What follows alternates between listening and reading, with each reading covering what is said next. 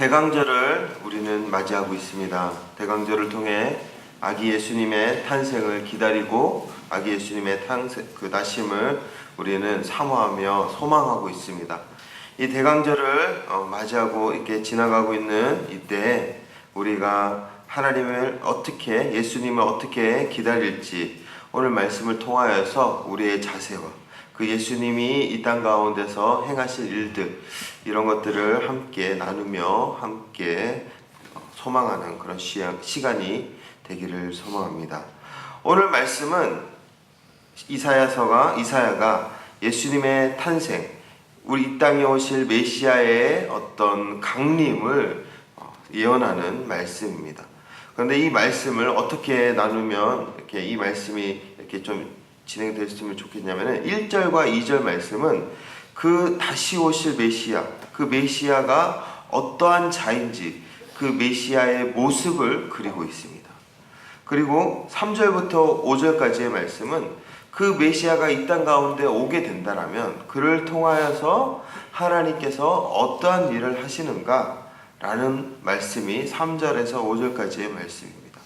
그리고 6절에서 9절까지의 말씀은 그래서 그 메시아를 통하여서 이 땅 가운데 일어나는 일들, 예수님이 메시아가 이 땅 가운데서 그렇게 많은 활동을 해서 이 땅 가운데 나타나는 변화가 무엇인지를 6절에서 9절까지의 말씀을 통하여서 우리에게 전해지고 있습니다.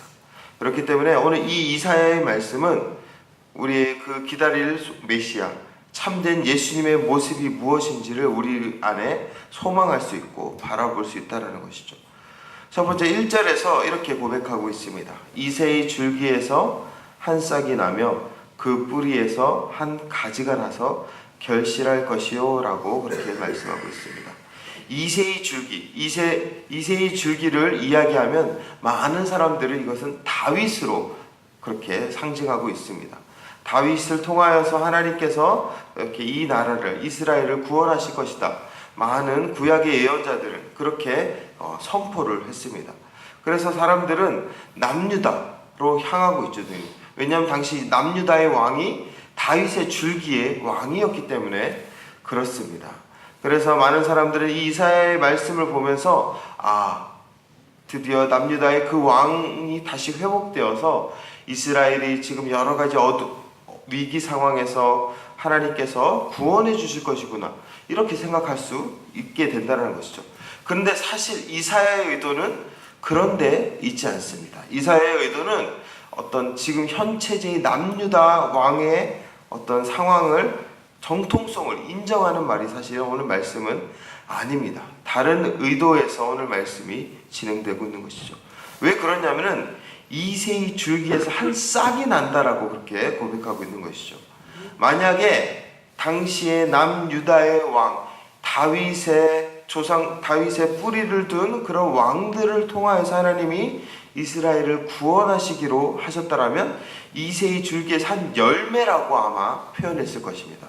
그런데 싹이라고 표현했습니다. 싹이라고 표현한다는 것은 결국 그 이새의 줄기에서 뭔가 새로운 어떤 생명이 나타나게 된다는 것을 상징하고 있는 것이죠. 그리고 뿌리에서 한 가지가 난다라고 하고 있습니다.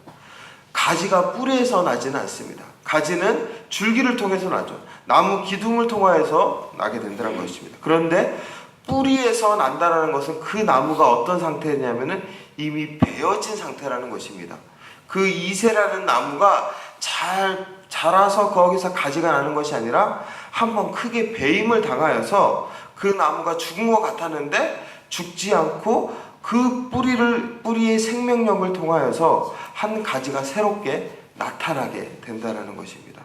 결국 이 말씀은 하나님께서 다윗 왕조, 현 시대의 왕조를 통하여서 하나님께서 이스라엘을 구원하신다라는 말씀이라기보다는 하나님께서 그 다윗의 계보에 이르는 또 다른 새로운 메시아, 새로운 왕이 우리에게 임하여서 다윗과 같이 이 세상을 다스리고 통치할 것이다 라는 그런 어떤 말씀이라는 것이죠. 그렇기 때문에 이 말씀을 보았던 당시 사람들은 기분이 좋았을까요? 좋지 않았습니다. 특별히 당시 남유다 왕국의 왕들은 이 말씀을 보면서 굉장히 기분이 나빴습니다. 왜냐하면 자신의 체제를 거부하는 말씀이기 때문에 그렇습니다. 왜냐하면 새로운 시대, 완전히 지금 기존 질서와 기존 어떤 세상의 시대의 어떤 왕을 인정하는 것이 아니라, 그 왕이 우리를 구원할 것이 아니라 그 왕이 아닌 또 다른 새로운 시대의 새로운 다윗이 나타나서 우리를 구원할 것이다, 그 사람이 우리에게 나타날 것이다 라는 이사야의 이 예언은 현 시대의 체제를 굉장히 부정하는 말씀입니다. 새로운 시대를 갈망하는 사람은 여러분들 어떤 마음이 있는 것이죠? 바로 지금 현 시대에 대한 소망을 잃어버린 사람들입니다. 새로운 시대를 바라보고 새로운 시대를 계속 나타나기를 선포하는 자들은 결국 현 시대에 문제가 많이 있다는 것을 인정하는 사람들의 말입니다. 결국 이 말씀은 지금 현 남유다 왕국의 시대의 체제가 문제가 있고 더 이상 거기에 소망이 없기 때문에 우리는 하나님께서 다윗의 계보를 잇는 또 다른 사람, 또 다른 왕이 나타나야 된다라는 체제 전복적인 말씀이 오늘 말씀이라는 것이죠. 그런데 하나님께서는 이러한 사람을 메시아로 이 땅 가운데 나타나게 될 것이다 라고 그렇게 이야기하고 있습니다. 그래서 오늘 말씀을 우리가 바라보면 어떠한 메시아를 우리가 기대해야 되냐? 바로 새로운 시대를 이끌, 새로운 세상을 이끌, 새로운 질서를 이끌 그러한 메시아를 우리가 기대해야 한다는 것입니다. 그 새로운 시대, 새로운 것들을 바라보기 위해서는 현 시대의 상황을 어떻게 바라봐야 될 것일까요? 바로 실패로 바라봐야 합니다. 현 시대의 상황을 어떤 불완전한 것으로 바라봐야 합니다. 이것을 우리가 바라보게 될 때 그때 새로운 시대의 왕, 메시아, 예수님을 기다릴 수 있다는 것이죠. 이 말씀을 보면서 우리는 그렇게 생각할 수 있습니다. 그렇다면 지금 질서, 지금 이런 것들을 다 문제로 삼아야 되느냐? 결국 이것은 문제로 삼으라라는 말씀은 아닙니다. 결국 이 말씀의 의도는 지금 있는 우리의 시대를 부정하라라는 것입니다. 어떻게 부정해야 된다는 것이죠? 지금 예수님이 없는, 메시아가 없는 이 시대를 부정하고 메시아가 다스리는 참된 시대를 우리는 소망해야 된다는 것입니다. 그리고 우리 존재의 개인적인 어떤 모습에 있어서도 마찬가지입니다. 지금 나의 존재, 주님이 오시지 않는 이 존재의 모습을 우리는 긍정하고 여기에 소망을 두는 것이 아니라 이것은 실패로 인정하고 주님이 오셔서 주님이 함께하는 그 존재의 모습을 우리가 인정하며 그것을 바라보며 살아가야 한다는 것입니다. 결국 오늘 1절, 2절 우리에게 오시는 그 메시아의 모습은 결국 이 시대 가운데서 주님이 다스리는 시대를 바라보고 주님이 없는 시대를 우리가 부정하고 주님이 함께하는 존재를 긍정하고 주님이 함께하지 않는 그런 존재를 부정하라라는 그런 말씀인 것입니다. 당시에 남유다 왕국은 하나님의 통치를 인정하지 않았습니다. 그들은 다윗의 계보였지만 하나님의 말씀에 따라 나라를 다스리지 않았습니다. 그렇기 때문에 이사야는 그들의 그 왕은 하나님의 메시아로서의 다윗의 왕조에 어떤 거룩한 정통성이 없다라는 것이죠. 결국 이 이사야의 말씀은 이후에 예수님을 통하여서 완성됩니다. 왜냐하면 예수님은 하나님 안에서 철저히 순종했던 자였죠. 하나님의 말씀을 경외했고 하나님의 말씀에 따라 이 땅 가운데 사역했던 하나님의 아들이셨습니다. 그렇기 때문에 그 예수님과 함께하는 자, 그 예수님의 통치를 받아들인 자들이 진정한 온전한 하나님 나라의 사람들임을 선포하고 있었던 것이었습니다. 우리가 이 말씀을 붙잡고 우리의 삶 가운데 무엇을 바라봐야 할까요? 지금 내 모습 속에서 주님이 계시지 않는다라면, 지금 내 삶 가운데 주님의 통치를 받아들이지 않는다라면, 지금 내 마음 가운데 주님의 말씀을 순종하고자 하는 마음이 없다라면 우리는 지금의 모습을 부정해야 합니다. 이 모습을 실패로 바라보아야 합니다. 이 모습은 하나님이 보시기에 합당한 모습이 아니라는 것입니다. 그렇기 때문에 우리는 주님을 기다려야 합니다. 우리를 다스리시는 주님, 우리에게 말씀하시는 주님, 우리를 통치하시는 주님을 바라보는 자, 그 자가 바로 새로운 시대를 바라보고 새로운 존재를 바라보는 자라는 것입니다. 예수님을 바라보고 있는 이때 우리가 이러한 주님 앞에 통치를 기대하며 나아갈 수 있는 그런 귀한 성도님들 되길 소망합니다.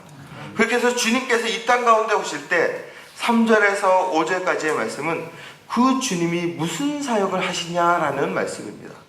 3절에서 5절까지의 말씀, 그 주님이 이 땅 가운데 행하시는 가장 먼저 행하는 것은 심판입니다. 심판. 오늘 말씀에서 3절에서 5절에서 가장 많이 나오는 단어는 이 땅 가운데 정의, 공의로 판단하고 심판하고 그리고 가난한 자들을 심판하고 악인들을 죽인다라는 말씀입니다. 이 말씀은 결국 어떠한 말씀이냐면 이 땅 가운데 있는 모든 것들이 다 하나님의 어떤 통치를 통하여서 심판받고 멸망당하는 것이냐라는 말씀은 아닙니다. 결국 하나님의 심판은 공의와 정의의 심판입니다. 그런데 이때 이 공의와 정의의 심판은 우리가 알고 있는 공정한 이렇게 저울에 나와 있는 그 추의 모습으로 나타나는 것이 아니라 사실 억울한 자, 억눌린 자, 그리고 마음이 답답한 자들의 신원을 들어주고 그들의 그 억울함을 풀어주는 어떤 하나님의 심판이 나타나 있습니다. 왜냐하면은 가난한 자들은 태어날 때부터 불공평한 어떤 대우를 받고 태어났기 때문에 그렇습니다. 억울한 자들은 이 세상 가운데 불공정한 그런 어떤 대우 속에서 살아가고 있기 때문에 하나님은 그들이 처지가 이미 너무나도 불공평한 처지 속에서 살아가고 있다는 것이죠. 그래서 그들을 끌어올릴 때, 그들을 다시 한번 그들의 이야기를 들어주고 그들의 억울함을 들어줄 때 그때 진정한 정의와 공의가 이 땅 가운데 실현될 수 있다는 것입니다. 가난한 자와 강자, 약자와 강자를 비교해보면 보통 약자는 밑에 있고 강자는 위에 있다라고 그렇게 우리는 상징하고 있습니다. 이때 하나님께서 정의와 공의로 약자들을 보살피게 될 때 이 약자들은 더 하나님께서 끌어올려 주시죠. 그럼 어떻게 되죠? 동등하게 됩니다. 그래서 예언 가운데 말씀 가운데 이런 말씀이 많이 나타나 있습니다. 골짜기가 메워지고 낮은 곳이 높아지고 그래서 모든 곳이 평탄한 대로가 될 것이다 라고 그렇게 상징하는 예언자들의 말씀이 많이 나타나 있습니다.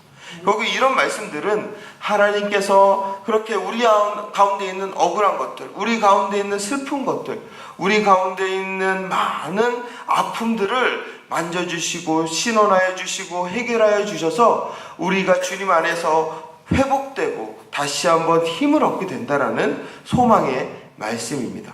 그래서 모든 사람들이 함께 즐거워하고 모든 사람들이 함께 누릴 수 있는 것이죠. 이전에는 가진 자만 누렸는데 예수님의 통치로 말미암아 가지지 않는 자도 누릴 수 있습니다. 이전에는 힘 있는 자만이 많은 것들을 쟁취할 수 있고 많은 것들을 온전히 그 가운데서 힘을 과시할 수 있었는데 가난한 자들, 힘없는 자들도 예수님의 통치를 통하여서 힘을 가질 수 있다는 것입니다. 이 말씀이 우리에게 소망이 됩니다. 왜냐하면 우리는 사실 이 세상 속에서 약자들입니다. 우리는 이 세상 속에서 가난한 자들입니다. 예수 믿는다는 것만으로도 이 세상 속에서 많은 사람들에게 우리가 원하는 대로 모든 것들을 요구할 수 있을까요? 없습니다. 때로는 세상 사람들이 우리를 손가락질하면 손가락질 당하는 대로, 때로는 사람들이 우리에게 손해를 보면서 우리에게 괄시와 미움을 주면 그렇게 괄시와 미움을 받는 대로 살아가는 것이 사실 이런 믿는 사람들의 어떤 처지인 것이죠. 그렇기 때문에 많은 믿는 사람들은 소수이자 약자일 수밖에 없다는 것을 역사적으로 나타나고 있습니다. 그런데 이 믿는 사람들이 권력을 갖게 되면 그때 부패와 타락이 나타나게 되는 것이죠. 그래서 하나님께서는 마음이 가난한 자, 심령이 가난한 자, 가난한 자는 복이 있다라고 우리에게 이야기하고 있습니다. 왜요? 그 가난한 자, 그 낮은 자의 그 우리의 억울함과 아픔 가운데 하나님께서 진정한 구원, 진정한 정의와 공의로 우리를 끌어올려 주심을 경험하기 때문에 그런 자가 복됨을 경험할 수 있다는 것입니다. 주님은 이 땅 가운데 오셔서 우리의 이 억울함을 들어주실 것입니다. 이 땅 가운데서 믿는 자로서 살아가게 될 때 당하게 되는 그 많은 고난들, 그 많은 아픔들을 주님께서 위로하여 주시고 힘을 주실 것입니다. 그렇게 해서 주님께서 이 땅 가운데 우리로 하여금 다시 한번 그 밑바닥에 있는 소망 없는 삶에서 소망 있는 삶으로, 그리고 힘 없는 삶에서 힘 있는 삶으로 우리를 끌어주신다는 것입니다. 이렇게 주님께서 우리를 통치하실 때 그때 이 세상이 6절에서 9절까지의 말씀을 통하여서 온전한 세상이 된다는 것입니다. 6절에서 9절까지의 말씀은 이리와 어린 양, 표범과 염소, 송아지와 사자, 암소와 곰, 그리고 젖먹는 아이와 독사, 이렇게 연결되어 있습니다. 이것들은 다 약육 강식의 대상입니다. 나의 먹이라는 것이죠. 사람들은 약육 강식 안에서 생존을 위하여서 자신의 먹이를 통해서 피 흘림이 일어나는 세상이 현 시대라는 것입니다. 하지만 주님이 억울한 자, 이렇게 믿는 자들로서 아픔당하고 고통받는 자들을 보살펴 주시고 그들을 온전히 신원하여 주실 때, 그때 이 세상이 온전한 세상, 모두가 함께, 그렇다고 해서 가난한 자만 잘 되는 것이 아니라 가난한 자들 뿐만 아니라 힘 있는 자들, 그리고 부자들 모두가 함께 공유하며 서로가 서로를 피 흘리며 폭력으로 이루어진 세상이 아닌 함께 서로 사랑하며 서로 보듬으며 살아가는 완전한 세상이 될 수 있다는 것이 오늘 말씀입니다. 오늘 말씀은 우리가 다시 한번 깨달아서 이 땅 가운데서 예수님의 통치를, 예수님의 나심을 기대하며 소망하며 나아가는 우리 귀한 제주영락교회 성도님들 되길 소망합니다. 주님께서는 이렇게 우리를 통치하여 주실 것입니다. 우리의 억울함을 들어주실 것입니다. 이러한 주님을 바라보며 오늘 하루를 승리하며 살아가는 귀하고 복된 삶 되길 소망합니다. 함께 기도하며 나아가겠습니다. 주님, 내 안에 주님의 통치가 없었다라면 그 존재를 부정하게 하여 주시옵소서. 내 안에 주님의 말씀을 순종하지 않는 불완전함이 있다라면 그 모습을 거부하게 하여 주시옵소서. 그리고 새로운 존재로 나아가게 하여 주시옵소서. 주님의 통치를 인정하는 존재, 주님의 말씀에 순종하는 존재가 되게 하여 주시옵시고, 이 시대도 또한 그렇게 믿음의 눈으로 바라보게 하여 주시옵소서. 이 시대 가운데 하나님의 통치가 없다라면 이 시대를 부정하는 자가 되게 하여 주시옵소서. 온전히 하나님이 다스리시고 하나님이 이끄시는 시대로 우리가 소망하며 나아갈 수 있도록 주님, 이 시대 가운데 주님의 통치를 기대하며 소망하는 믿음의 삶 살아가게 하여 주시옵소서. 그렇게 함께 말씀을 갖고 기도하시고, 또한 우리의 삶 가운데 억울함, 아픔들, 고통들 주님께서 들어주실 것입니다. 주님께서 그것을 정의와 공의로 판단하고 심판하여 주실 것입니다. 내가 믿음이 있기 때문에 이 세상 속에서 고난당하고 있다라면 주님, 이 모든 것들을 들어주시고 이 억울함 풀어주시옵소서. 그래서 모든 세상이, 하나님이 다스리시는 이 세상이 하나님으로 말미암아 함께 평화를 누리는 샬롬의 세상 될 수 있도록 주님 역사하여 주시옵소서라고 함께 기도하며 나아가겠습니다. 우리가 예수 믿기 때문에 복 받는다고 했지만 사실 힘들 때가 많았습니다. 예수 믿기 때문에 참고, 예수 믿기 때문에 눈물로써 희생하고, 예수 믿기 때문에 묵묵히 인내하는 그러한 삶이 많았습니다. 그러나 주님이 다시 오실 때, 주님이 이 땅 가운데 오실 때 우리의 그 모든 억울함을, 우리의 그 모든 가난함을 주님께서 위로하여 주실 것입니다. 정의와 공의로 심판하여 주실 것입니다. 그래서 우리의 모든 억울함, 가난함, 억눌림, 상처가 주님으로 말미암아 회복될 것입니다. 주님, 우리가 그 주님의 통치를 기다리며 주님 없는 이 모습을 부정하고 주님이 다스리는 그 존재로 나아갈 수 있는 귀하고 복된 우리 성도님들의 삶 될 수 있도록 주님 함께하여 주시옵소서. 그래서 오늘 하루도 주님이 다스리는 주님의 말씀에 순종하여 살아가서 우리의 삶이 예수님의 오심을 기다리며 기뻐하며 살아가는 귀한 삶 될 수 있도록 주님 함께하여 주시옵소서. 감사드리며 예수 그리스도의 이름으로 기도합니다. 아멘.